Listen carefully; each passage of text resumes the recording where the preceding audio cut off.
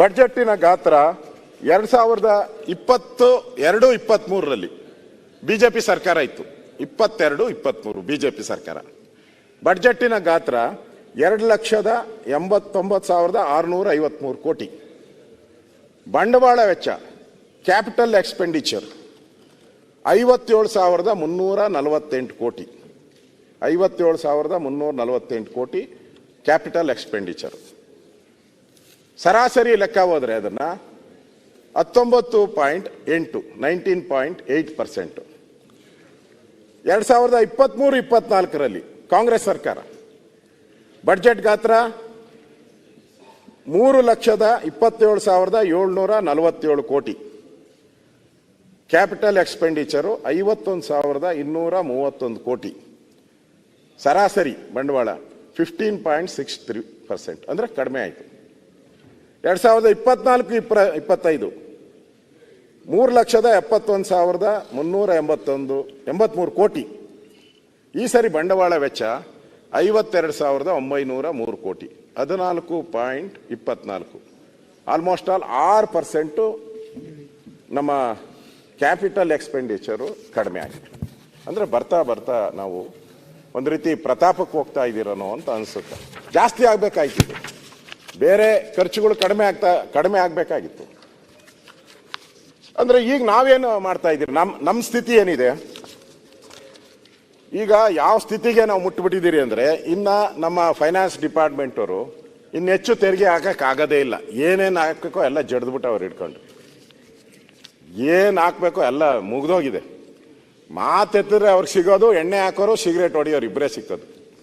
ಯಾಕಂದ್ರೆ ರೋಡಾಗ ಹೊಡಿಯೋರು ಅವರಿಬ್ಬರೇ, ಇನ್ನೆಲ್ಲ ಮನೆಗಿರೋರು ಯಾರು ಸಿಕ್ಕಾಕೋಣಲ್ಲ. ರೋಡಾಗ ಪಾಪ ಸಿಕ್ಕಾಕೊಂಡವ್ರು ಇವರಿಬ್ಬರೇ, ಎಣ್ಣೆ ಹೊಡಿಯೋರು, ಸಿಗರೇಟ್, ಇವರಿಬ್ಬರ ಮೇಲೇನೆ ಟಾರ್ಗೆಟ್ ಅವ್ರದೆಲ್ಲ.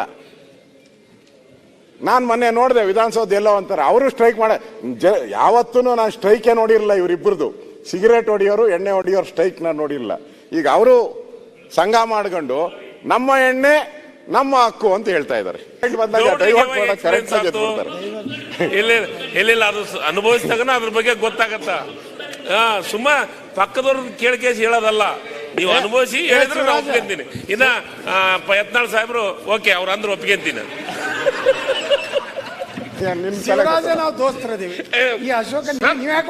ಸರ್ ನಾನೇ ಒಪ್ಕೊಂತಿಲ್ಲ ಸರ್, ನಾನೇ ಒಪ್ಕೊಂತೀನಿ. ಯತ್ನಾಳ್ ಸಾಹೇಬ್ರು ಹೇಳಿದ್ರು ಒಪ್ಕೊಂತೀನಿ ನಾನು ಅಂತ. ಅಶೋಕ್ ನಮ್ಮ ಬಗ್ಗೆ ಮಾತಾಡಕ ಅಪಮಾನ ಮಾಡಕ ಸಮಾಜಕ್ಕೆ.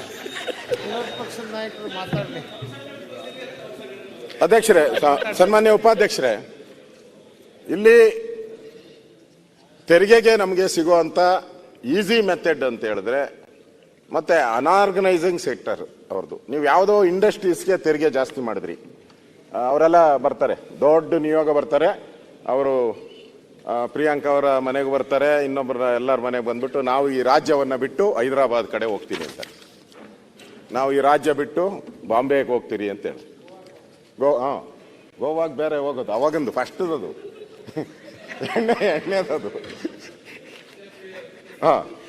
ಹೋಗ್ತೀನಿ ಅಂತಾರೆ. ಅವ್ರಿಗೆ ನೀವು ತೆರಿಗೆ ಹಾಕಲ್ಲ.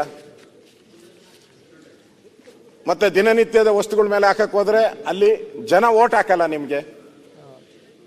ನೀವು ಯಾರೋ ಅಕ್ಕಿ ಬೆಲೆ ಜಾಸ್ತಿ ಮಾಡ್ತೀನಿ, ಬೇಳೆ ಎಣ್ಣೆ ಮಾಡ್ತೀನಿ, ಉಪ್ಪಿನ ಬೆಲೆ ಮಾಡ್ತೀನಿ ಅಂದ್ರೆ ಜನ ನಿಮ್ಗೆ ಓಟ್ ಹಾಕಲ್ಲ. ಓಟ್ ಬೇಕು. ಈಗಲೇ ಬಹಳಷ್ಟು ಅದಕ್ಕೆ ಹೇಳಿದ್ರು ರೀಚ್ ಆಗ್ಬಿಟ್ಟಿದ್ದೀರಿ, ನಾವು ರೀಚ್ ಆಗ್ಬಿಟ್ಟಿದ್ದೀರಿ. ಅದನ್ನ ಅಲ್ಲಿ ಹಾಕಕ್ಕೆ ಆಗಲ್ಲ ಟ್ಯಾಕ್ಸ್. ನಿಮ್ಮ ಕೇಂದ್ರ ಅಂದ್ರೆ ನನ್ನ ಉದ್ದೇಶ ಏನು ಅಂತಂದ್ರೆ, ನೀವು ಇನ್ ಮುಂದೆ ತೆರಿಗೆ ಹೆಚ್ಚು ಮಾಡಕ್ ಆಗದೇ ಇಲ್ಲ. ಎಲ್ಲಾ ಸೆಕ್ಟರಲ್ಲೂ ನೀವು ಏನಾಗಬೇಕು ಅದು ರೀಚ್ ಮಾಡ್ಬಿಟ್ಟಿದ್ದೀರಾ. ಹೊಸದಾಗಿ ನೀವು ತೆರಿಗೆ ಹಾಕಕ್ಕೆ ಸಾಧ್ಯನೇ ಇಲ್ಲ.